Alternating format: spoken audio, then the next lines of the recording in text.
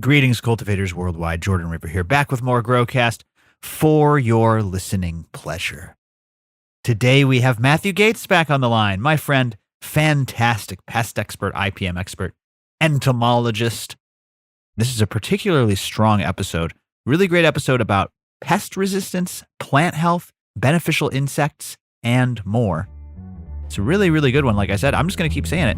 Very strong episode. I know you're going to love it. Before we jump into it with Matthew, though, shout out to AC Infinity, the best grow gear in the game. Code GROWCAST15 saves you 15% at acinfinity.com. They've got the thick, sturdy tents with the thick canvas and the thick tent poles, the best tents in the game. They've got the fans that you need, the inline fans, the cloud ray oscillating fans now. Again, code GROWCAST15 for 15% off.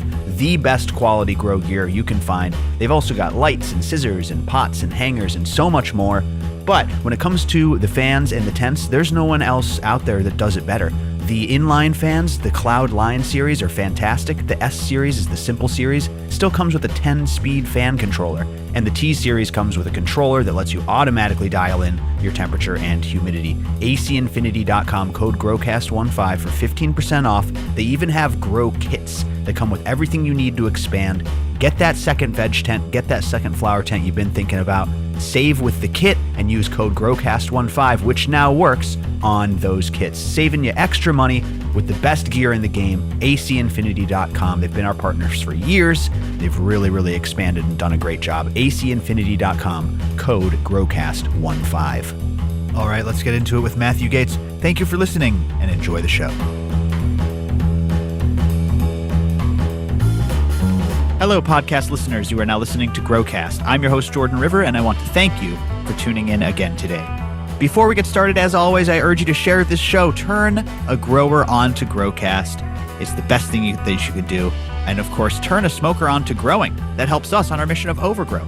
Make sure you check out everything we're doing at growcastpodcast.com. There you will find membership. Come and join the greatest community in cannabis cultivation. And you'll also find the seeds and the classes and all the fun stuff. It's all there. Special thank you to all of the Growcast members. I appreciate you. Today, we have good friend of the show back on the line. Speaking of classes, this is an individual that I'm very excited about teaching a class with later this year. We're going to get into all of it. Today, we have Matthew Gates back on the line. What's up, Matthew? How you doing? I'm doing great. Hey, I love to hear it, man. Coming to us from SoCal, of course. I can't wait to get back out there. But we're actually going to be doing a class out here in July. That's right smack dab in the middle of July. We're going to be doing a class here in Illinois, is what I mean by that. And that's going to be in Rockford, Illinois, and then also down in Frankfurt at Allsip Nursery. So yeah, we're going to do a Next Level Garden Supply in Rockford, and then Allsip Nursery, which is a first time teaching there. That's a big nursery, Matthew. They're really, really like part of the Illinois grow community. I'm very, very excited, of course, to get into my favorite garden store, Next Level, again. But I'm also extra stoked because the day after we're going to Allsip, which is a very exciting nursery to get into. I love flexing my muscles with regards to all the different plants and things we have to consider. You know, cannabis, big one for me, of course, but it's nice to be able to talk about some of the new things going on in the world. Yeah, it's going to be cool to play to a little bit of a different audience. I imagine there's going to be some, like you said, other crop growers. And that's the cool thing about IPM. I'm sure you get to see a wider scope, than just people who are strictly into cannabis. So that's really cool, man. And I'm excited for July's class. But yeah, what else has been going on, Matthew? Before we jump into all these awesome questions and topics, what's been going on in your world? What's been happening? Well, for starters, I think people might know this already, but I'm working on a book.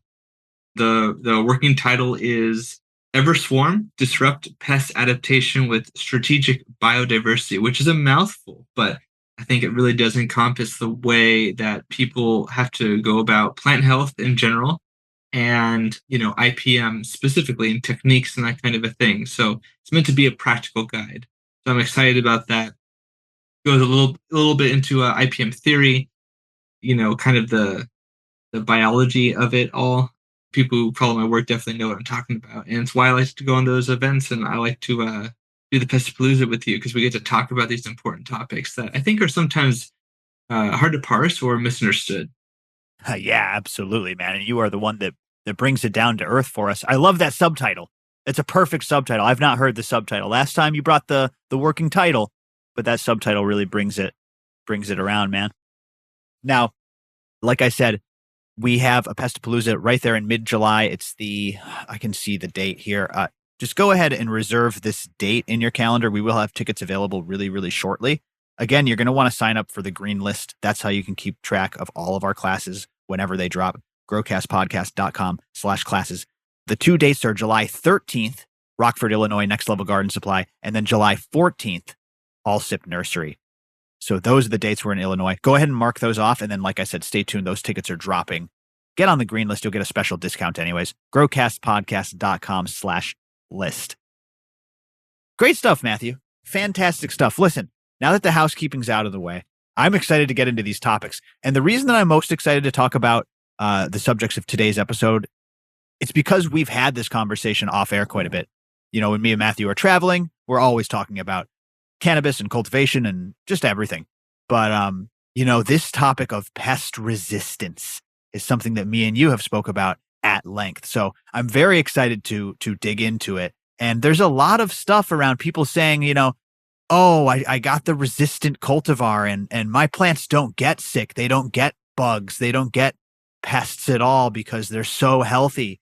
And I know that you tend to perk up there and say there's much more to it than a lot of the ways that it's presented. So let's start right at the top, man, on that subject right there. Plant health and its relation to pest resistance. Talk about your general thoughts on this. The idea of pests choosing weaker targets, so to speak. How does a plant's health and nutrition play into its odds of being attacked by something like an insect? I think it's really helpful to start by considering how does a plant grow, right? And some of the basics of plant biology, right? The obvious thing that most people know about plants is that they don't move, right? Animals have animus. That's where the name comes from. Animals move, generally speaking, and plants generally don't. So their way of developing defenses had to encompass this, you might call weakness, this susceptibility. So plant health is all about taking the nutrients that they can get access to, right, in their substrate, in their soil, usually, and then taking those nutrients and using that to power primary growth, which is just regular growth of leaves and stems and all that stuff, and secondary or metabolic growth. So usually these are things like defense compounds, volatiles that are important for communication with various organisms. Sometimes that communication is a little bit more passive than others.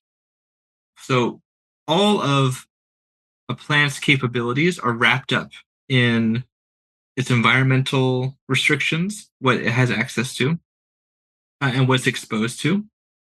Is there too much light? Is there a lot of moisture? Is it a very dry place? What's the hydration like?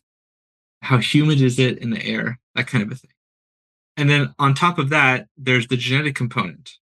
Because even if a plant gets all of the nutrients that it needs, or even a superabundance of it, not too much to be toxic, but still an optimal amount, we might say, hypothetically. It's like if you have a weapon, but that weapon can't penetrate the armor of the target, it kind of doesn't matter, right? So similarly with plants, if they have not the right traits, it kind of doesn't matter how healthy they are, because if the thing that's affecting them, fungus, a bacteria, an insect or something, those things, if they're able to come and bypass some way the defenses that the plant has already, and it can't stop that, then that's all there is to it. So plant health is not the only thing. You also need a plant that can do the things that we need to. That's why research into things like the genetic component of resistance that plants have. What do those genes do? What are they doing in tandem? What are they doing in an isolated way? And then using those to help us with breeding, like marker-assisted breeding does, and that kind of stuff, which is interesting because that's happening in cannabis right now. Yeah, that is a good point. The link between documenting these genes, and when you say these traits, you're talking about specifically in cannabis, things like producing certain terpene compounds to keep pests away, producing thick, hard to penetrate cell walls in the stalks and the leaves and things like that. Is that correct? 100%. IPM is not just like products that you buy off of a list that kill an insect or a fungus or something. IPM, a holistic approach, is multi-domain. It's multifaceted. You're looking at all of these different components, and exactly as you say, some of these are not necessarily going to be like a lethal chemical compound that's exuded that hurts the insect or something. It might be something like a bunch of small cuts, like many a small bird drives away a hawk kind of a thing, where all the components come together to be more than some of their parts. Oh, that's a good point. So you have this terpene being produced that the insect kind of doesn't like, and it's like, I don't like this, but I'm going to soldier on, and then it bites into the cell wall, and it's like, man, it's really, really tough to get through this. So now I'm kind of not liking this one thing, and it's difficult to get through. And then, okay, I finally get through, but it's really high in certain flavonoids, so now it's bitter. Okay, I'm out of here. I'm going to move on to an easier target. That sort of thing.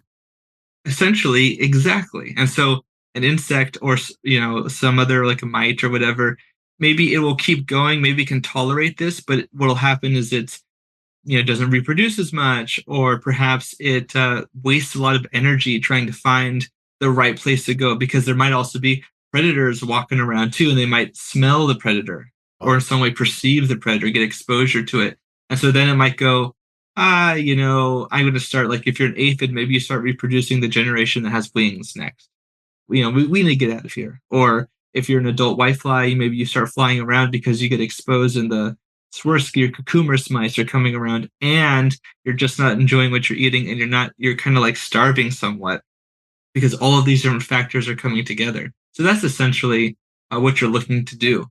All the advantages that you can create and manifest, and then affect the pest, but not just one pest, right? You have to consider multiple pests, because it's likely that you'll encounter not just one is isolated, like it's a Bruce Lee movie where people honorably come through, one person, one person.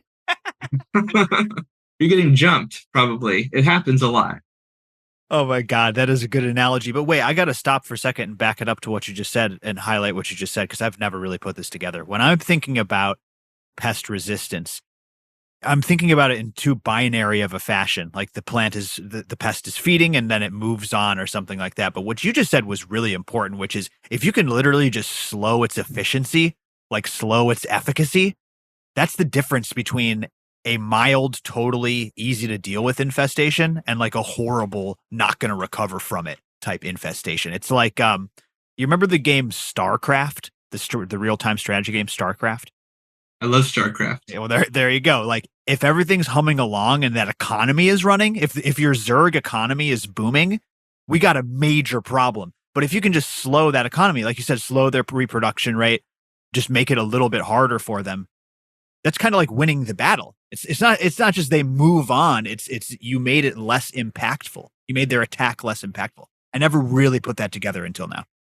I think it's a really excellent way to appreciate how plants are as strong as they are, but also where things can become difficult. And I'm glad that you appreciate that, because that's like, I think the future of IPM, and in a lot of ways is actually the past. People have been doing this other crops in various ways, but this can also be true for cannabis. And I think also as our understanding of plant physiology increases, our ability to affect these discrete effects, and also not just affect them, but measure them in a way that allows us to make informed decisions, is like another piece of the puzzle too.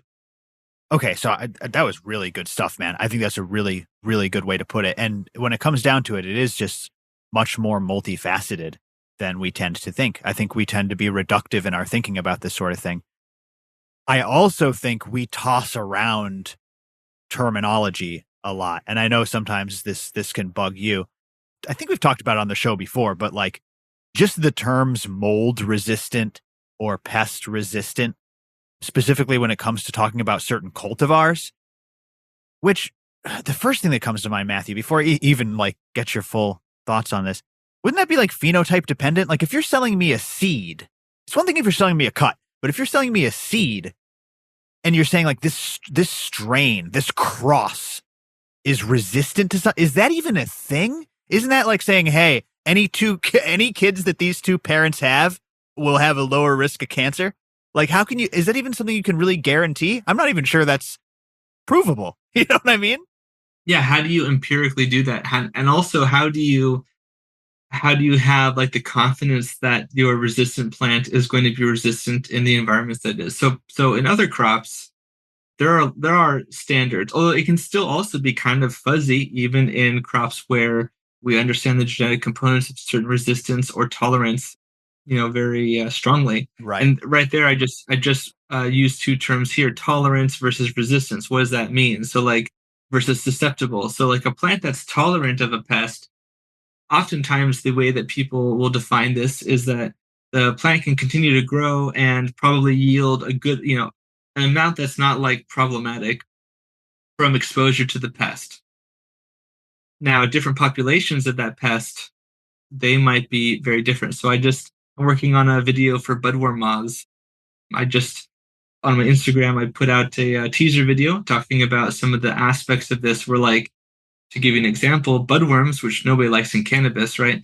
They're very common in South America, and also South Africa and other places Yeah, too. they are.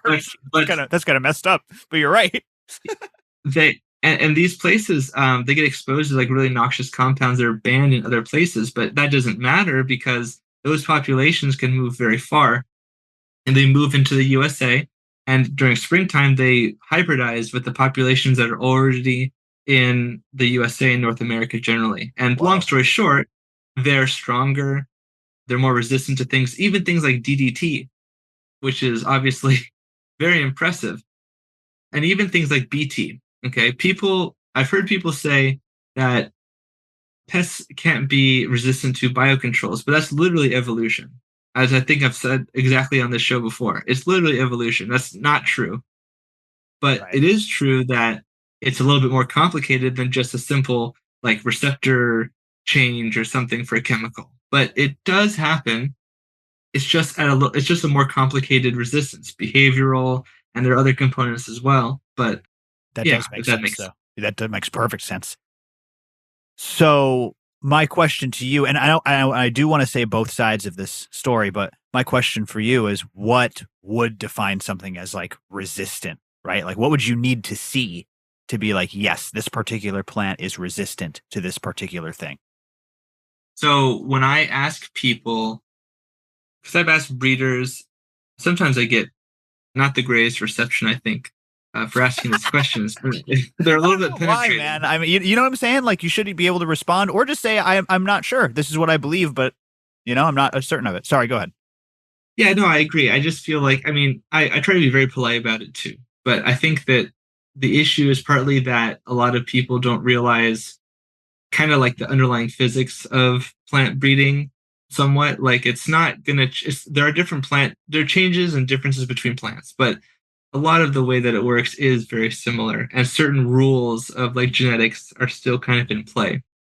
Anyways, my point is to answer your question, I would look for responses like if I ask them if it's resistant to a pest. Like some people would just say that the plant is just resistant to fungi, and that's just a little broad because different kinds of fungi have different kinds of techniques and different strains of certain fungal pathogens like powdery mildews or Botrytis cinerea or something. There are different strains out there that have different capabilities. So breeders know to do this in other crops to challenge the immune system. So if I hear that they actually, in a controlled fashion, are challenging the plant with the pests, whether it's like powdery mildew, and like making sure that they're making contact also in a controlled way, typically.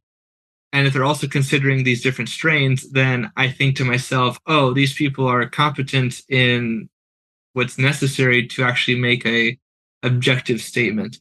Also, most breeders understand that the plant's performance, like you said very adroitly, is going to depend on the environment too. So certain resistances might not work very well in, like, for example, an arid environment versus a more humid environment. Right. So if they're real about this, if they're real about the potential vulnerabilities or weaknesses, then that's a big green flag in my book. But I don't encounter that very often. I mean, listen, people get defensive sometimes, man. People get defensive about all sorts of stuff. But I could not agree more with what you just said. I would like to compare it just for a minute to coffee, which is interesting. It goes right along with what you just said, which is coffee. They understand what's attacking their plant a little bit better. Primarily, it's something called coffee rust. It is a mold type rust that affects the plants, and it is a pest that devastates, millions and millions, maybe billions of dollars worth of this crop.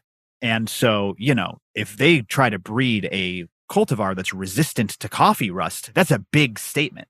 And what they do is exactly what you just said. And Rise of Rich has brought this up before. They test it.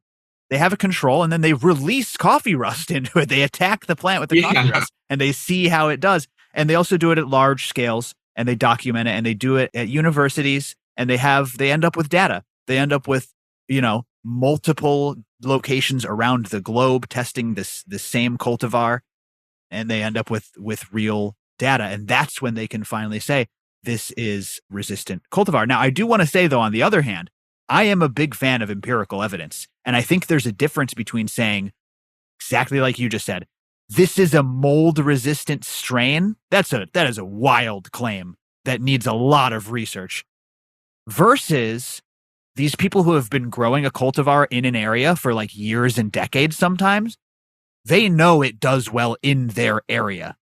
That's a little bit different, right? These people who have been growing the same strain in Hawaii for a while, and they know that it works well there and it's adapted over time. I think you can say with confidence there that, yes, this strain is resistant and does well in this area without any data, really. That's just empirical. That's just how it works. But to say, hey, I can ship you this cut, or like I said, I can ship you these seeds without it being some crazy inbred line where they selected for all the stuff and used genetic markers, yada, yada, yada. I can ship you these seeds and they'll be mold resistant. Those two claims are wildly different to me, Matthew. Am I making sense? absolutely.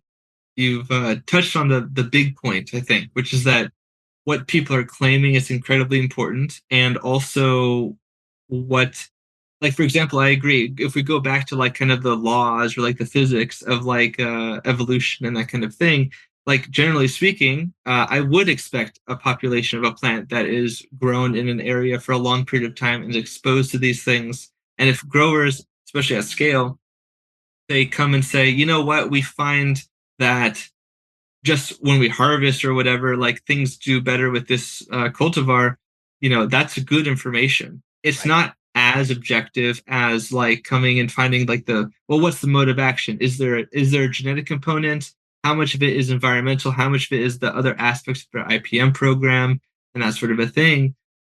But that is where it starts, right? For example, when people come to me and they say, "Yeah, I had a group of like four different cultivars, and like all of them got tons of powdery mildew, and they're just blooming full of white powder everywhere, but that group had like none in an enclosed space." Yeah, I want to look at that one first. Yeah. you know, You're right. That's a is good is it starting enough, point. is it enough to say that's resistant in all cases? No, but it's where that kind of search should start. And I think that those observations are super critical too. But another aspect is also I would look for them to be excited to share, like a breeder, what those genes are or to prove it in another way. That's not necessarily always necessary and sometimes proprietary information. But if they are willing to share that information, or if they're willing to say, like, hey, well, actually, we did the research here, it's published, that's really important, and also is helpful for when other people want to breed, because just because you put these two together doesn't mean their progeny will also be as resistant or even be resistant in the same way. So those Right. factors are important too. Yeah, that's exactly right. And like you said, that is how you would prove it. If you want to prove it, that's how you prove it. But like I said, going back to coffee, the thing about, studies and data is you think that a lot of people say this about cannabis. If we could just get more studies on the plant, it would clear everything up, right? It's not how it works a lot of the time, man. Like No, coffee is the most studied food product on earth, and doctors won't agree if it's good or for you or bad for you. And new studies come out all the time. showing one way or the other. So it's just funny.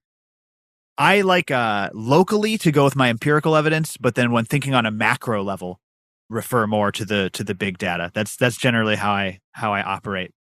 But yeah, I don't want to knock those people who have been, like I said, selecting for their environment and seeing results. That is a real thing. But when people come out and say, "Hey, this strain is pest or mold resistant," I'm always like, "Oh boy, here we go." It's just an interesting thing, man.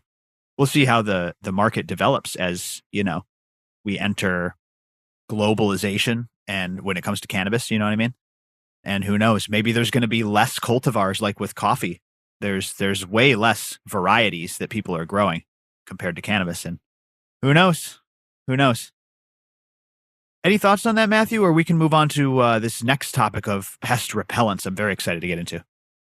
No, I just want to say that it's a really interesting perspective. I like the way that you go about things. I think that that's a lot of ways the most appropriate way is that if you're in a region, if you're talking to people, ask what their impressions are, because that's where a lot of this sort of still starting from, and it's where it's kind of the crucible where we start to get our resources for maybe more empirical or more research cultivars in resistance and that kind of thing. Well said. Well said, sir. Join the greatest community in cannabis cultivation, growcastpodcast.com/membership. It'll bring you right there, and it'll be the best move that you make for your grow. Growcast membership comes with a whole host of benefits. Not only do you get hundreds of hours of archived bonus content and access to the live streams that people love so much to tune into, premium content every single week, you also get resources, you get how-to videos, you get personal, direct advice from people like me and Mary Beth Sanchez and Wolfman. You can even find guests of the show like Matthew Gates and Potent Ponix popping in from time to time.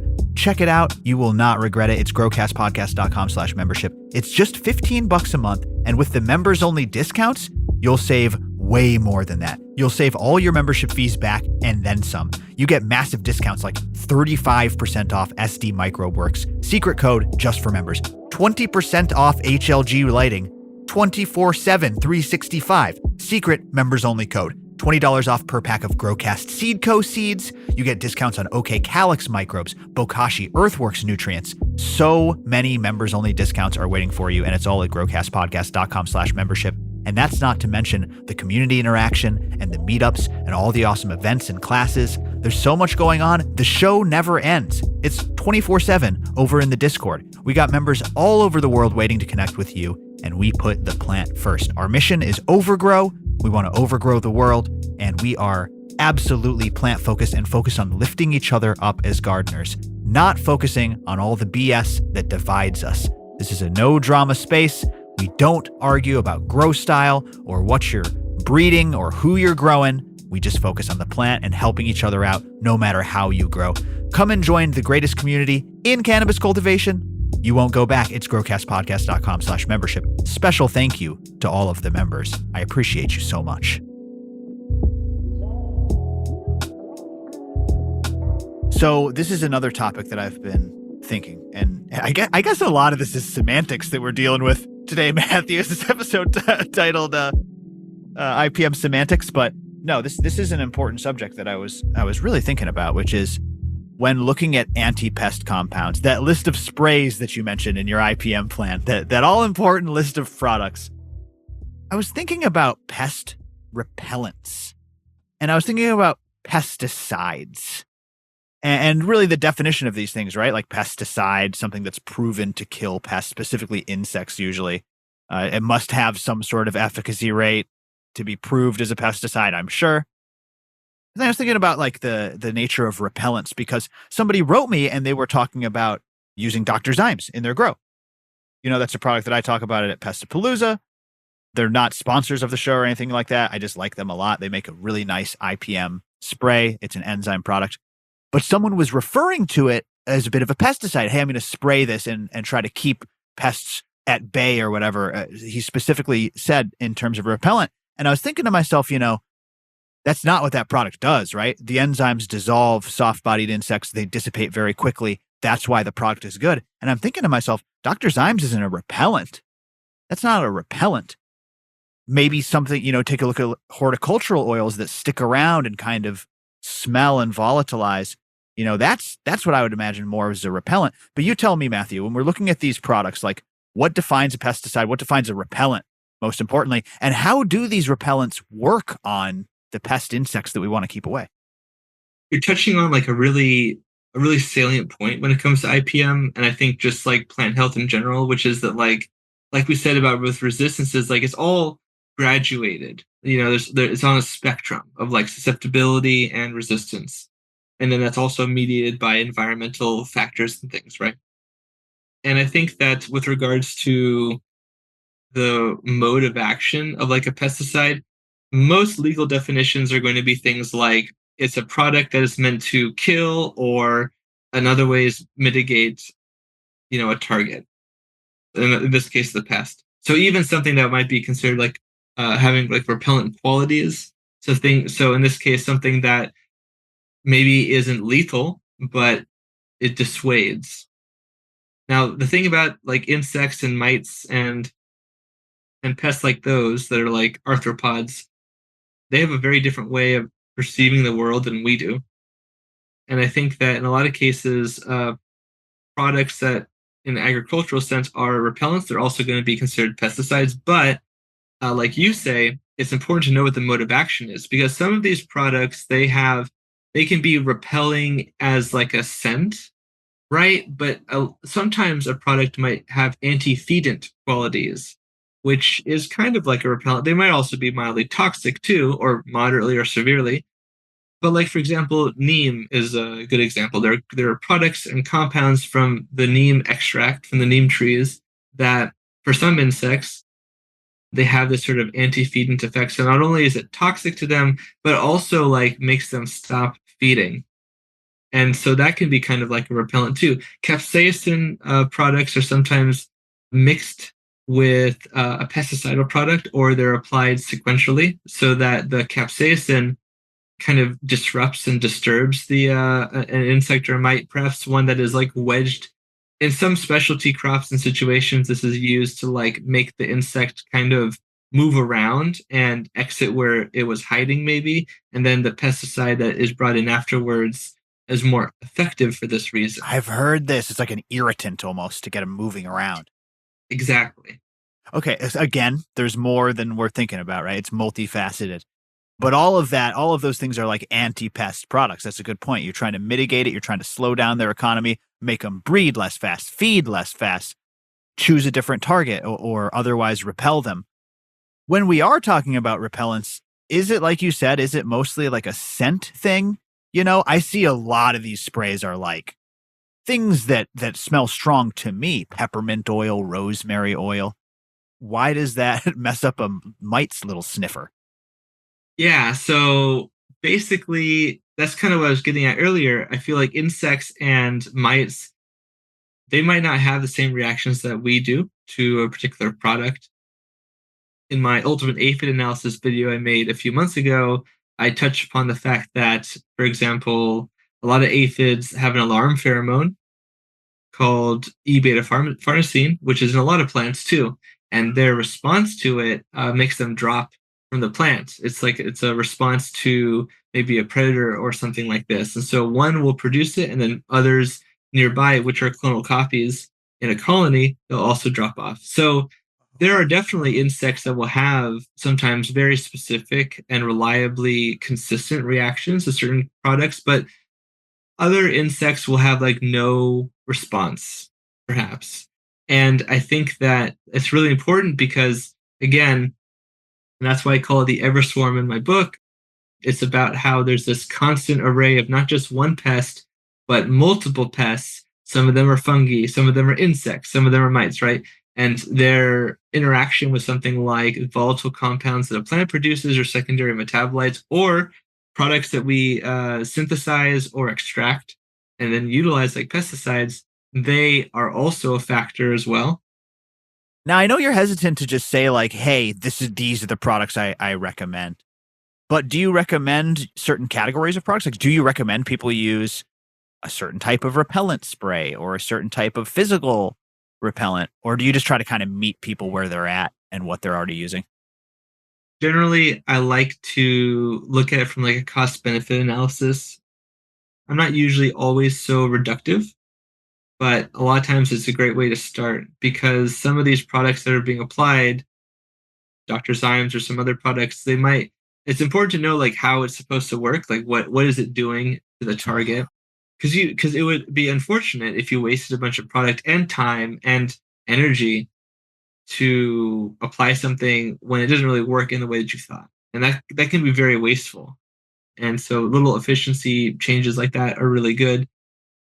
Like I was saying earlier with regards to like the various pests, like some pests are going to be affected by some products and some are not going to be affected by those products. So it's very hard to paint with a broad brush. You have to kind of know, you have to have like a plan for every single one. And in a way, you also want to create a resilient network of tactics and strategies that you're trying to do to like limit as many pests that you think that you're likely to encounter, if that makes sense. So That's a good way to put it.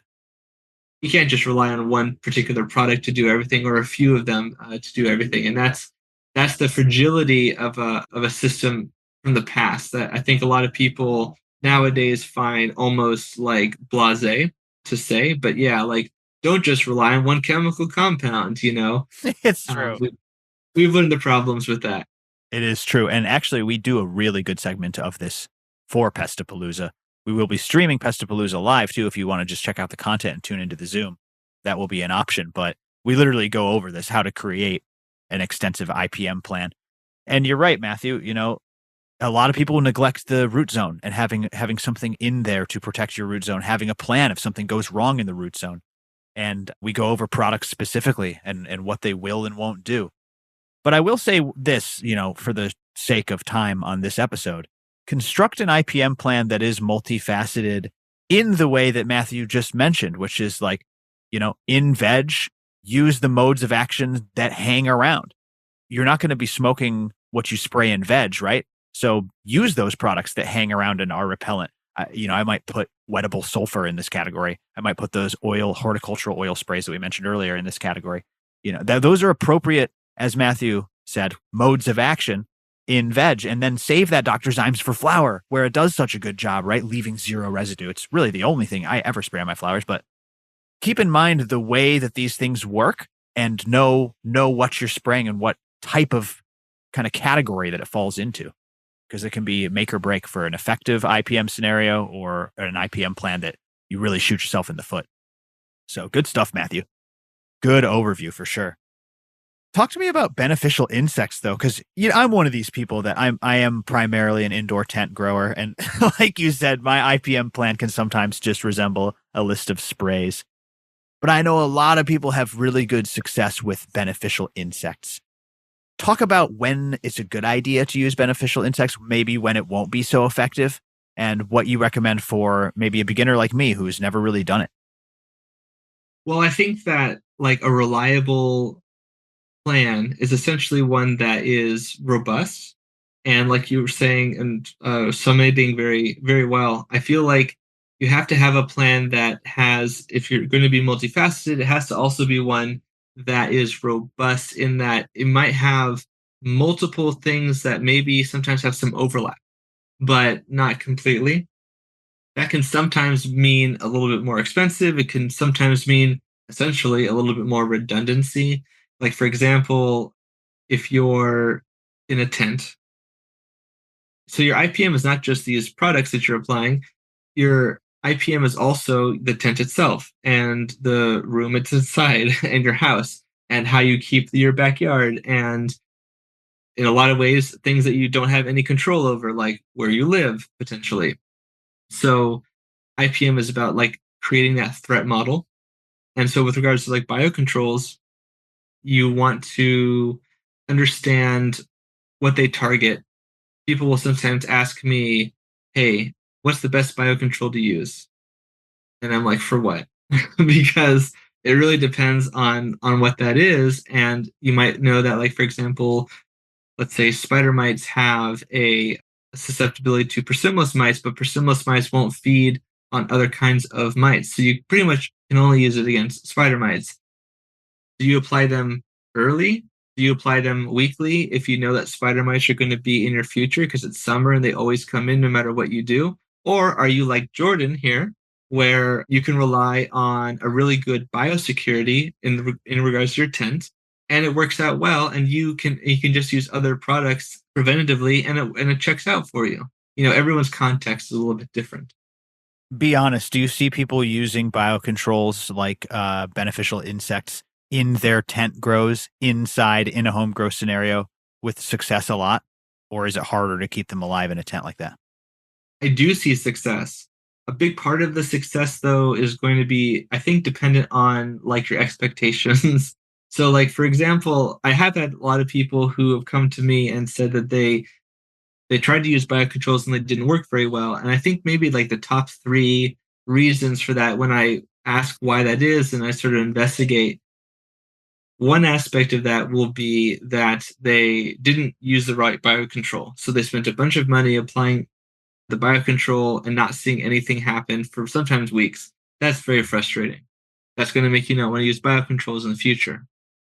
But say that you did actually know the basic information that you need to know. Another part of it is then, do you have enough plants? So is it successful? Maybe. But did you spend a lot of money? Possibly, because a lot of times these biocontrols are sold for scales that are larger than a 3x3 tent or 4x4 or something like this. Right. But if you have like a small population of aphids or spider mites or something, and you hit them with like 1,000 or 2,000 of like lacewing larvae or Right. Persimilus mites, respectively, in a small enclosed tent, and you're smart about how you do it, and you leave the bottle in or whatever, and you're very effective in that way, then yeah, you can totally have success. It's just at what cost? It makes sense. Yeah. And I'm glad to hear that, because I'm always worried, like, are they really going to stick around, like you said, or are they going to be effective, first of all? And then how long are they going to stick around? And is that going to be worth the money? But like you said, you're not using any sprays at that point. It really is a cool tactic. What about that though? What about mixing sprays with beneficial insects? I'm sure it depends and varies insect to insect and pest to pest. But is that something you recommend in general, like continuing to spray while you have beneficial insects on site? It can be. It definitely depends on what you're spraying. And like we were saying before, you have to consider various pests, right? So given a scenario, like maybe you just know that like you're going to get spider mites in the summer and you're going to get powdery mildew in the autumn or winter or botrytis, right? A lot of people struggle with these two and they often struggle at around these times. So if you know that they're going to come around, then maybe you have a protocol where the first spider mites that come in, you apply some sort of chemical agent, like maybe wettable sulfur, or you apply a another kind of product that's effective, that's like safe to use and that kind of a thing. And maybe that does it and you're fine. But maybe what you'd like to do is that you do the chemical application first and you're in veg or something, and then you come in with the Persimilus afterwards. You wait a few days or you order it so it comes in next week, and then you apply them.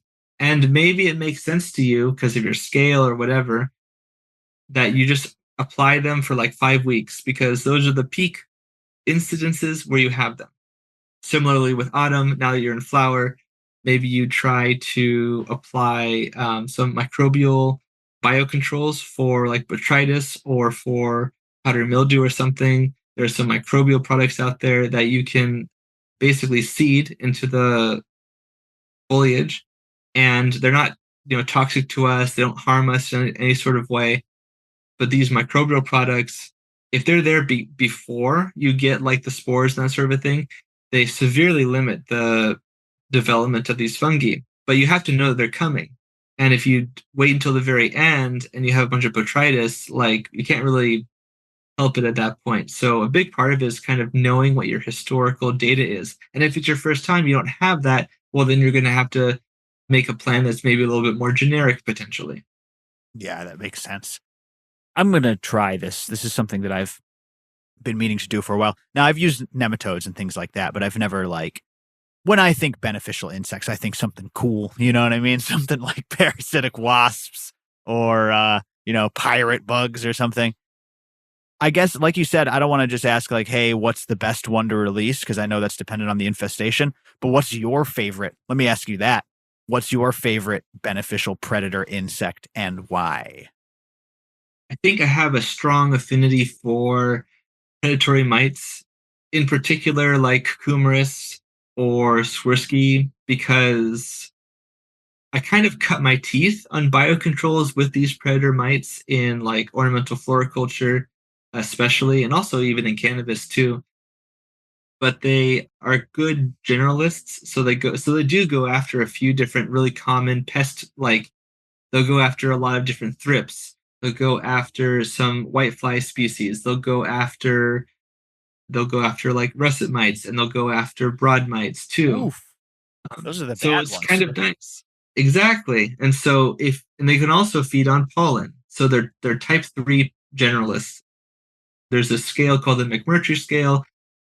This was an entomologist who went out and sort of characterized the various predatory mites in the family Phytoceidae, which is like Persimmilus, Cucumerus, Swirsky, a lot of these.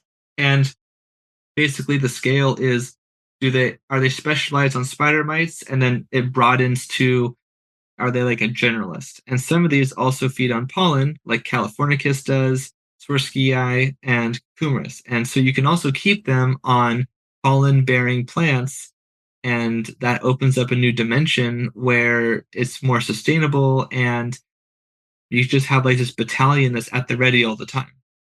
I would love to get my earth box set up with a couple of like 2 cannabis plants. And then if I could stick like an ornamental pepper plant either in the same earth box or really close by, right? And then see if I could feed some of those generalist predator mites. That would be cool. That would be fun just to do.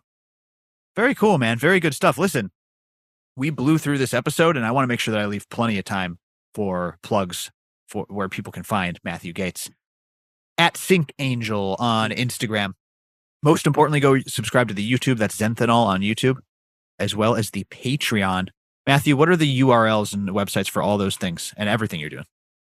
Yeah, youtube.com/Zenthanol for YouTube, at SyncAngel on Instagram and Twitter. Patreon is patreon.com/Zenthanol as well. If you want to join our Discord for as little as $1 a month, you can basically have an IPM specialist in your back pocket and also talk with a bunch of other people who are IPM oriented. About 150 people or so we have now, and that's crept up a little bit recently. So, feel free to join and learn that kind of stuff. And of course, Pestapalooza. It is July 13th and 14th, and that is in Illinois, but also online via Zoom. So stay tuned. Big announcement we'll be dropping on that. You'll hear about it here on the podcast, but you'll hear about it first on the green list at growcastpodcast.com. That's free. Get on the email list, stay up to date. Come and see me and Matthew. It's always a blast. You can pick Matthew's brain, and you can get stoned with me. And we have a really good time every time we do Pestapalooza. It's a blast. So don't miss it, folks. That's all for now, though. Matthew, any parting words here before we wrap up this awesome show? It was just really, really good. I loved everything from the talk about, resistance claims and how that works, all the way up to beneficial insects, which is a topic I love to cover. Any parting words? The relationship that plants have with various things like pests, what we call pests, that's a human term, has been around for like 500 plus million years. And they've been doing it really good. In fact, never forget that a lot of plants even depend on herbivorous insects and things to pollinate them. Think caterpillars and butterflies, that sort of a thing. So I think the most impactful thing I could say is that we shouldn't forget that so many of these organisms are interrelated, and it's humans that like to divide them up artificially in our way to analyze and understand them, but also it can limit our ability to appreciate the capabilities of both. Oh, man, that was really well said. Listen, I don't want to get dark or anything, but that needs to go on your tombstone, man. That was brilliant. That was great. Sync Angel, everybody. Matthew Gates. Go and subscribe. Give him a follow. Check out the Patreon. And really, really good episode, man. That's all for today, everyone. Thank you for tuning in. Give us a follow on all the platforms. We're Growcast. You know where to find us. And stay subscribed for some awesome content headed your way. This is Matthew Gates and Jordan River signing off, saying be safe out there, everybody. and grow smarter. That's our show. Thank you for tuning in. Thank you so much to Matthew Gates. And special thank you to the members. Of course, growcastpodcast.com is where you can find everything. You can find the seeds, the classes, the membership. Go there. Sign up for the email list. It's free. And I just appreciate you tuning into this show, though. Thank you for the ears. Always appreciate that. Before we wrap it up, really quickly, shout out to Rain Science Grow Bags. I love Rain Science Grow Bags, the best containers to grow in. These things last a lifetime. RainscienceGrowbags.com, code GrowCast saves you 10%. Members of GrowCast membership get 20% off their Rain Science Grow Bags with their secret member code. I love these containers. Like I said, not only do they last a lifetime and they're machine washable, you still get that breathability and that air pruning so your roots are nice and thick and healthy. They've also got different thicknesses of the mesh, and so you can get different styles of that mesh and different drybacks. They've also got grommets that are built into the sides of the pots for easy low-stress training. I love these things. Whether you're getting cones for propagation, 1 gallons, 3 gallons, 5 gallons, all the way up to living soil beds, you can find it all at RainscienceGrowbags.com. Use code GrowCast right now for 10% off, or just do yourself a favor and go join membership and save 20% on your Rain Science Grow Bags plus all the other discounts. Rain Science Grow Bags. Thank you to my favorite container makers for cultivation, Rain Science Grow Bags. All right, that's all. Thank you all so much. Be safe out there. Bye.